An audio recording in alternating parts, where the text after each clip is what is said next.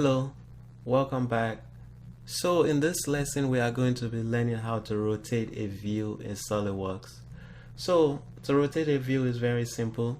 You right click on the view you want to rotate and you see this zoom, palm, rotate, and you have all the different things you can do. Zoom to fit sheet, which gives you that zoom to fit sheet, but the ones we are going to be covering is the view rotate view.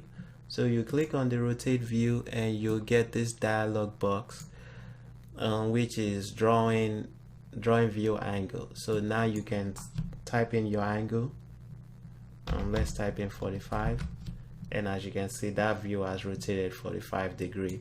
And let's type in 90, and that view has rotated 90. And you can also type in a negative number, negative 90, and that view has rotated negative 90. So again, everything is depending on what company you work for. The company that I currently work for, we use this rotating view a lot, depending on what type of drawing we are trying to create. So I just wanted to show you this tip just to add to your arsenal as one of the skills you can perform anytime you're creating a drawing.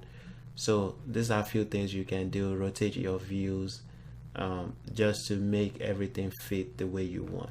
So for example, the company I work for, although this is not really ideal as far as for like ASME standard where everything needs to be aligned, but some company just have their own way of doing things, and it's just a way to know. And as you can see, if I click on that view and I rotate it, I can also do that, and the angle is changing in my drawing angle view, and I can just rotate it however I want.